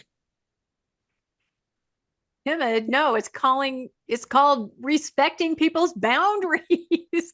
This is such a classic example of not understanding that boundaries even exist in this, right? There are no boundaries when it comes to finding the lost sheep. Yeah. Timid. Exactly. No, the first clerk understands boundaries on some level and is like, I feel awkward about this. I feel weird. This guy says boundaries. What boundaries? None of it matters. Stop it. Don't be a wuss. Let Jesus make you strong. That's right. Well, and then he goes into the different tools he uses, and he goes through like a list. Like he talks about the ward council meeting, getting everyone together, pick an evening, go through the list. Usually you'll get what he said here. Usually you'll get 20 to 30 names found and move through this process. Since it's probably a 3-hour operation, a snack break in the middle is handy. At least there's some practical advice here. And then before that meeting, he suggests that the clerk have a list of people no one knows, but who are local that you still need information for, found on Facebook. Having pictures sometimes jars people's memories. Yeah. So go to Facebook. Yeah, so you go to Facebook and pull pictures of people. Yeah, and put them up on a whiteboard, like in the clerk's office, and lines drawn from it. Really, is this what we're doing? Sounds like it. I really want to take that Charlie Day meme from It's Always Sunny in Philadelphia and where he's like, that actually would be a really funny meme. We heard that they moved 3 blocks over. We understand that he's living with his parents. Seriously, let's make that meme. That's exactly it. With that kind of frantic energy, right? As you're trying to find people. And then he says here, another tool that worked is to go to Facebook, find their birthday, and stop into their house and say happy birthday. Okay. I live in the middle of the county. All right. You're not coming out to where I live unless you're searching for me. And if you show up at my house and say happy birthday, you're going to, oh my. I have a funny story about that. Somebody didn't show up, but they sent me a text. I think my phone number is still on file somewhere.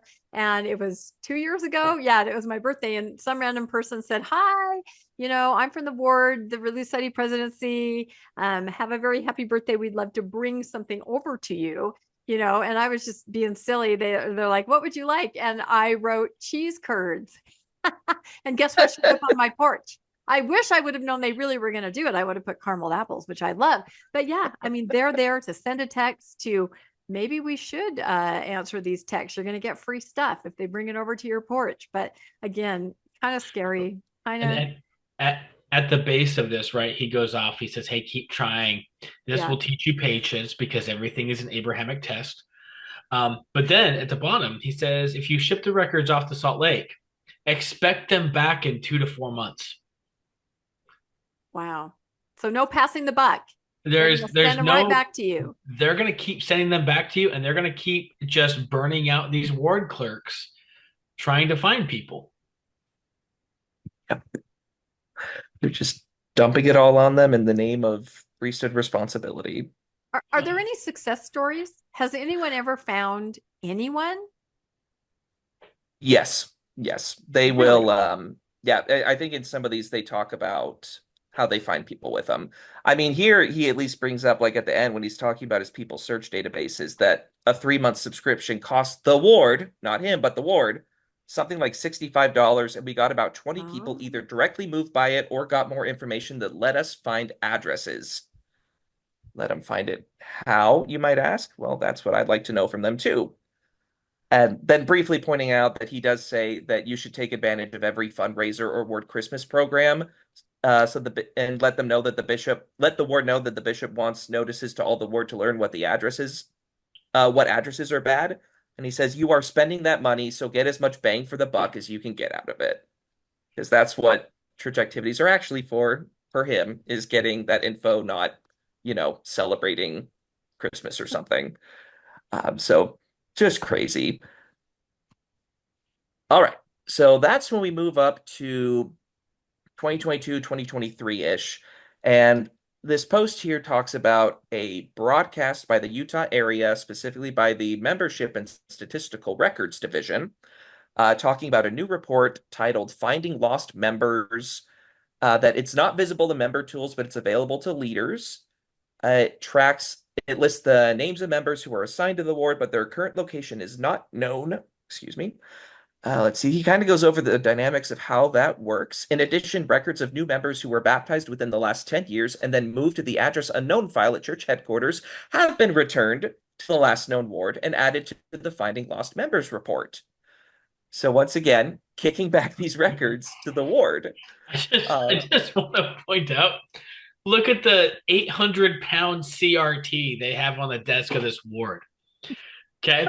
We're talking about an institution that owns millions and millions of acres and has $250 billion in resources, and they're using a CRT from 1992. Like, I hate to get off, but that's the first thing I see here. No, because that's in the ward house. Yeah. They don't have those in Salt Lake. I'm sure they have the cutting edge, but the members, the tools that they work with, no. They're dinosaurs. There's nothing updated. They're doing the best they can. Yeah, with no. So you print the LCR off on the dot matrix printer. The quickest way to get it done.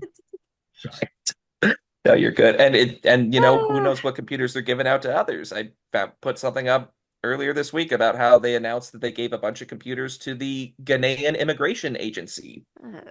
Yeah. So, and who knows. Yeah, so it was the members. The members are sloppy seconds, the very last to be considered. Exactly. Yeah. So with this link here, it works and there's no login required. So I went to it, watched the video. It's about 15 minutes, very boring. And I took some screenshots. And this touches in a little bit of what you guys were bringing up. So they ran this as a pilot program first. And I think Nemo might have done a video on all this. I think I saw something like that when I was putting the slides up. So if I'm stepping on his toes, apologize to across the pond. Step on toes. We build on each other. True. Yes. That's right. Further light and knowledge. That's it. There we go. So they talk about this pilot program and some of the findings they had. And they mentioned that Elders Quorum and Relief Society presidencies working together had greater success than other finding models. For example, clerks doing the finding. Yeah, the clerks really don't want to be doing the finding, but they're being stuck in that role. Involvement from friends, previous leaders, or longtime members of the unit increased the probability of finding, and I love this line, While many found expressed a desire not to be contacted, many also reestablished relationships with the church and its members. Not necessarily rejoined, but established relationships. Whatever the hell that means. Just they're contacting people that have expressed desire not to be contacted.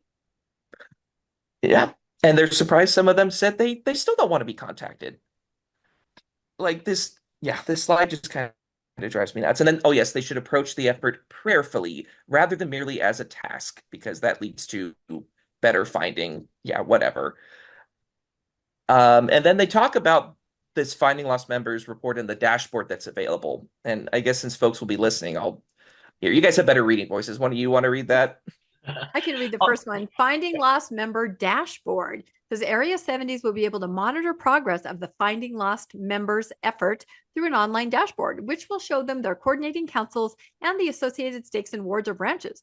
The dashboard includes information about the number of individual records moved by church headquarters to the local units, the number of individuals found through research and moved to the correct unit by the clerk, including back into the researching unit's regular membership list, and the number of individuals researched and moved back to the church headquarters address unknown unit. So those are the different things that can happen, right, to a record. You can go back to your ward, we found them. It can go to its actual ward, we found them in their new location, or we don't know where the hell they are, send it back to Salt Lake. And they confirm that is a unit. Address unknown, it's this own specific unit. Yeah. And they're doing research and the wards are doing research. So it's not even just about finding them, it's research. And then here's what they tell people they should do, some of the steps they should take. Seek to communicate with the member using phone, email, social media channels, or other resources available in your area or community. Once again, very broad, very opaque as to what it means.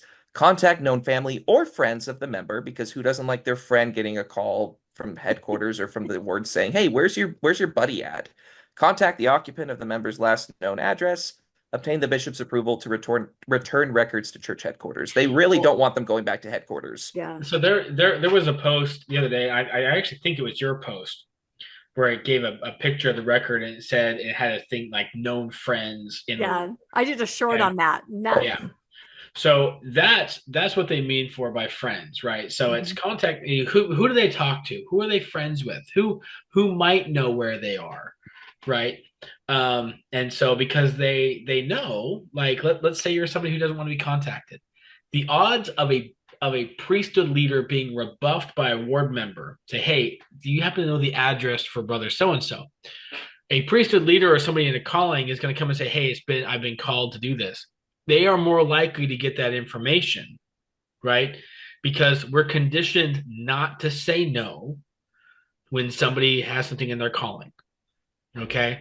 So they can lean on the idea of priesthood authority to get information about people in the church by approaching friends or, whatnot. So, and even if it's somebody in another ward, call them up and say, hey, this is stake president so-and-so, I'm trying to get information for this, or, so this is a method in which the way we are conditioned to respond to people's authority and callings can be used to abuse people.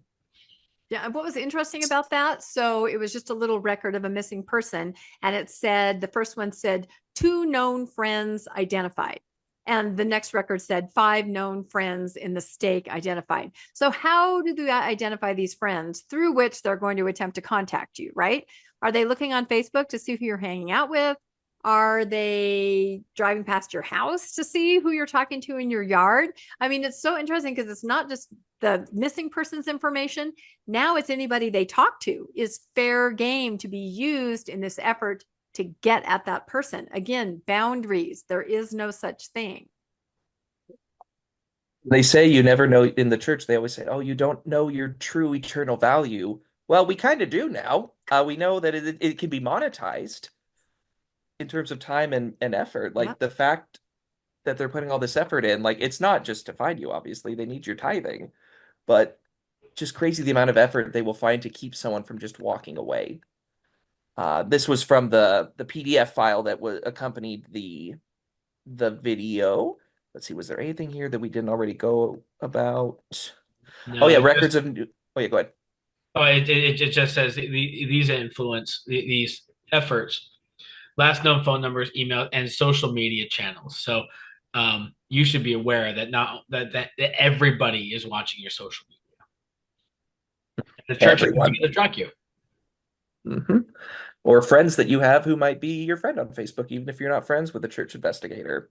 That's right. Investigator in the hunting people down, not in the well, for all you know, their bishop went to your friend and said, hey, just, give me Jim's address. Can you get that for me? It's, in his best interest. The other thing we touched on a little bit is honestly, parents and other family members. I think they are the number one culprit in sharing the information. Oh, my daughter and son-in-law left the church. They just moved to Fresno. Here's their address. Can someone please bring them back? This happens all the time. Again, well-meaning on every side, but I would think parents and family members are some of the major culprits in just sharing that personal information. 100%.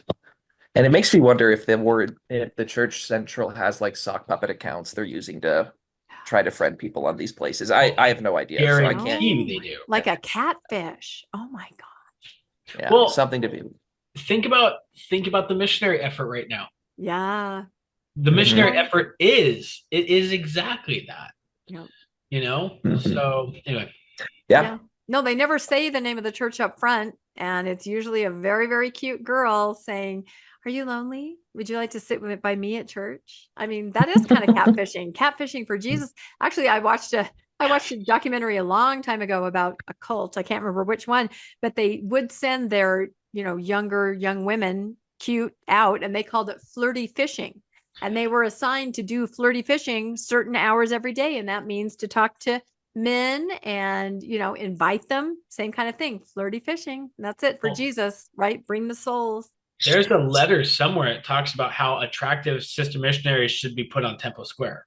Oh yeah. Oh, we know that. Yeah. It's model level. I've seen some leaked letters where you usually have professional modeling experience if you are called to Temple Square, and it's only sisters there. That's it. No elders anymore. So, and there are certain missions like that. Like I know Moscow, Russia is one where very attractive people are called because they can't when they used to be able to go there, they couldn't proselyte.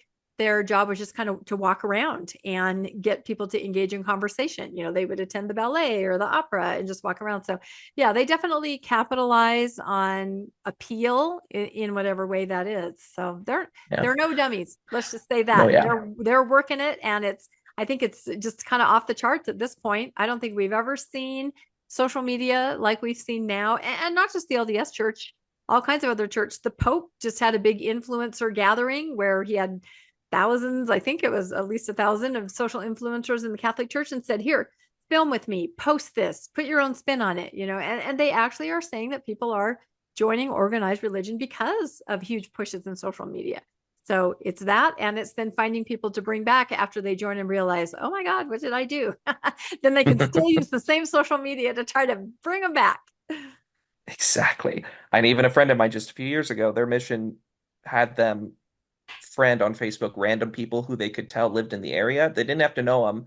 And once they friended them, they would comment on all of their posts, and that would start the conversation to get them in until the person inevitably blocked them. Even to this day, every time there's a new missionary in the ward here or in the stake, I get added as a friend, or they'll come through. I never add them. But yeah, that's still the practice, because about every 6 weeks or so, I get a new one. Jeez. Remember when they weren't allowed to use technology? They weren't allowed to be on their phone. They weren't allowed to do any of this. And then suddenly, like 5 years ago, what apostle was it? He goes, we don't know why those missionaries weren't using technology and the tools, but now they're learning how. I'm like, what do you mean you don't know why? You flat out forbade it. But now it's all social media, right? I mean, you can't show up, being Amish. You have to know. You have to have an Instagram account, Facebook account. You have to know how to make TikToks. Have to make Reels, Instagram. You have to be an influencer in order to be a missionary. 100%. Then with these ones here, these are from 2022 and 2025. The one from 2022 is just another clerk confirming that church service missionaries continue to attempt to locate those members, also referring to lost members. And then interesting stuff from 2025, because like I mentioned before, this is still ongoing. They're still posting about this until now. So this guy says, just tried to find a member using a people search site, but the Finding Lost Members report now is listing only the state for their address, not the full address listed in the directory. That makes it impossible to tell if the address found in the search is a different address. I hope this is a bug and not a new feature. Uh-oh, they restricted some information. That's not good. When do you guys want to take the next one? Because you have Go good ahead, reading Jim. voices. Let's see here. So Finding Lost Members report FLM typically shows birth date, and you may be able to use it to confirm which address is the correct one on the people search site. So they give a little bit of information, but you have to take what's in the Finding Lost Members report and plug it into a people search site now. Also, some of these sites show possible relatives of the person you search for. The ward clerk can see other family members' names, and those may be used to determine if you have found the correct individual. So you can take your church record, it shows family names, kids, and whatnot. They're telling you to cross-reference what's on that Finding Lost Members site with what's on the data mining sites. Also, try checking more than one people search site to see if they both agree on the same address. So now this guy's telling you to correlate them. Okay. If they're different, let it sit for a few months and check back later, see if they've been updated. And if you know their last known address or phone number, some sites list prior addresses and phone numbers. Those two can be used to determine. So what this guy is saying is the Finding Lost Members report is not giving all the information. So you take the limited information that the church gives you, and then you go to these data mining sites and you correlate it that way. That's wild. Just insane. And that's from April 2025. That's just a few months ago they're talking about this. This is super current. This is what they're doing. Wow. This is still ongoing. This is still, I don't know if policy is the right word, but this is still happening. Oh, gross. I put this one with a lot of text. But it just keeps going. These ones I think are from 2024, but they're just going on and on about how, sorry, all these share buttons are in the way here. They're talking about just how these people are trying their best. Like this guy here says, there's a reason our Finding Lost Members list now is 54 names on it and is turning into a monster. And it's not because the ward council isn't spending a lot of time doing church work. It's because they have jobs and families, spend a lot of time addressing immediate needs. And this is something that just constantly gets put on the back burner. No, duh. Yeah, no, I'm glad he's saying it. Yeah, I'm glad he's saying it out loud. Oh my gosh. I like this next one. So he's saying, I appreciate the desire to make an effort to resolve those members who are on records as lost. Each bishop with different priorities, but I personally don't see how having a large FLM list is a problem. Yes, every name represents an individual who made baptismal covenants and deserves to be remembered and ministered to, but every unit has limited resources, except my YSA ward where they invented callings, but that's another story. So basically saying, yeah, we have these lists, but we have to think about this rationally, right? This guy's thinking right. So, yeah, these two are some of the only ones who were doing that. Like, it would be comforting to see every once in a bit you'd get some of these guys who were more rational about it. Also, that's the only guy I've seen put an emoji in the forum, so I respect him for that. The only one with a sense of humor. Look down here at the bottom, though. Facebook stalking is, a method. Look for who are in their friends in the ward and use those people. This is what we talked about, that they are going to use you if you happen to be friends with someone who's stepped away. Wow. And then after, when he talks about an example, he says, one younger lady I know, she married this fall, what town she lives in, but she wants no contact with the church. And when friends ask, she simply doesn't share her address. Yeah, and I bet she doesn't really think of them as friends because they know where she stands. And if they come to her, she knows that they are, they're at the bishop's behest, right? What kind of a friend goes, so where do you live? Where do you live now? It's so transparent. I mean, if you know what to look for, it's so calculated. Like, it's obvious to folks on the outside. Like, it's not hard to see. Yes. And that's from December 2024. Now, I blocked out the names, so I can't remember. This might be similar to the guy who said something similar a few posts ago. But if he is, it's still the same guy doing the same job, still telling people to pay for subscription services out of the ward budget. Like, this is institutionalized knowledge at this point. Let's see. Did I have... What was... Oh, that was the last one there. That was it. So You that are was finished. it. That was Yeah. amazing. All right. You can Thank stop you. sharing. That was a lot. And yeah, you can go ahead. There you go. And as I said, I think you guys are going to want to like freeze your screen on some of these and just read through them. I mean, we touched on some of the main points, but it just paints this picture, doesn't it, Jim, of just what they really are about and what they're really trying to do. And it should be really disturbing to all of us. Well, I think that the thing that strikes me most about this, right, is the irresponsibility of it. Okay, first, do these resources exist? Yes. Is it ethical for a religious institution? Unless, like, at no point in time, granted, most of us are in the church because we were born into the church. We weren't given a choice but whether or not we were going to join this organization. But at no point in time are we ever told, look, if you leave, we're going to find your personal information and keep following you for the rest of your life. Okay. That is not something that gives you warm fuzzies about a religious institution. Or, hey, we're going to take a random person who you do not know. We are going to task them with finding this personal information about you so that we can come find you again. Like, that's not the role of a religious institution. A religious institution is, if you need us, we are here.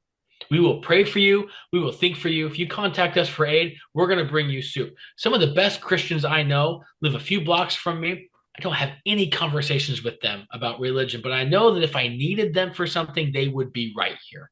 Okay? It's not the role of a religious institution to track you down, to find your personal information, to look for your family members, to identify your friends, and to send people to come find you. That's not what a church is, in my opinion, a church is supposed to do. And I really don't think that Christ, who seemed to have a problem with institutions and authority, especially the Romans, would be like, hey, this is a great idea. I give you the blessings to dig through all this stuff. So for me, I knew these tools existed. I had never considered how they were being used by my former religious institution to keep dibs on me, my wife, and my kids. That's very disturbing for me. And the fact that there's random people who now are given the authority by the church to go digging through my information is even worse. Yep. Any final thoughts, Suspicious Mite, on your whole journey of finding all this? We're so glad that you brought it here because I think now we're going to have a wider audience just being made aware. And you know what? I feel sorry for these clerks. I really do. They're put in this position because you have to magnify your calling, but what a thankless calling. I feel really sorry for them. Even the ones that were being kind of jerks. It's like, they're conditioned and they think that's what they have to do. And there are just no boundaries. They really do not understand what they're doing is just so inappropriate. So any final thoughts from you on just your journey and everything that you discovered here? You did such a good job. I mean, what you put together was incredible. I even texted Landon, like I said, he couldn't be on. He's on a big old work call. I said, this is a fantastic guest. You are missing out. I'm sure that didn't help him. He's probably more angry than ever, but I just had to let him know, and again, like I said to everybody, I just saw a random post that was interesting and I reached out to a random person. This happens all the time. You guys out there are just fantastic. I'm not kidding. I have never been disappointed when I've had somebody on, just so, and you are right there at the top. This has been amazing. So yeah, just see us out by just telling us a little bit about, just what this has meant to you, this whole thing, putting it all together. Mm-hmm. It's just been amazing. No, thank you. Well, and thank you for the ability to share it too. And hopefully it helps some people better understand what they're getting into or what they're getting out of. Because can you really get out of it when you have them hunting you down with all these tools? I think for me, just doing this research and finding what I have and finding things that are publicly accessible, that none of this is hidden per se. So who knows what's going on behind closed doors? If this is what we're seeing on the tip of the iceberg, I can only imagine what that address unknown unit is up to, or what, who knows what they're doing and what services they bought into, what software they're using. There's just so much going on that members don't know, and that's not okay. You can believe in the doctrine, fine, but you should have a problem with your institution using your tithing money for surveillance. That's just not okay. And that's something that I think people in and out of the church should be able to agree on, that this is not an ethical practice. And the evidence is there. It's not hidden. I mean, a lot of it is, but you can see that this is happening. And I just hope people can notice that. Well, and yeah, it goes back to imagine what would happen if the church says, "Do you consent to us accessing personal, subscription data mining sites to find your information after you leave?" Because that's what we're gonna do. Yeah, it's wild. Yeah, folks should just take as much privacy steps as they can, but also your data's out there. There's not really a whole lot we can do on that count.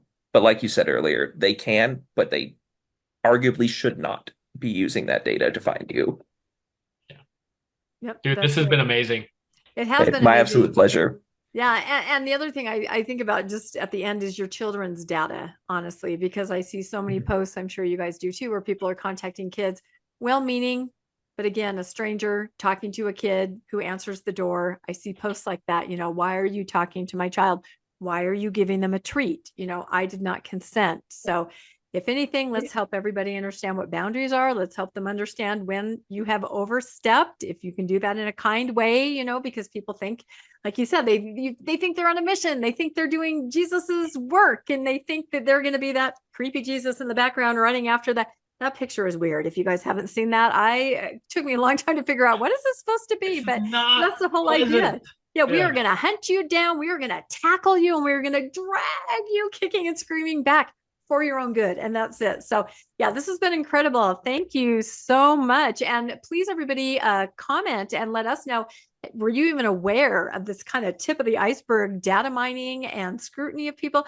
Have you been a victim or experienced this kind of thing? Maybe as somebody that has stepped away, or have your children experienced this kind of thing? I'd really be very curious in the comments to know how pervasive this is. Please like and subscribe to Mormonish Podcast. And if you'd like to be made aware of when new episodes come out, you can hit that notification bell. If you would like to make a donation to the podcast, we always have links to donor box in our show notes, and we absolutely appreciate every single one of you that do that. It keeps us going and allows us to bring you incredible content like this. This has been mind-blowing. And I'd like to say thanks again to Unoriginal Jim for helping co-host another time. He's the man. He's like Johnny on the spot. I'm not kidding. Like, I can text him like an hour and say, hey, you have some free time?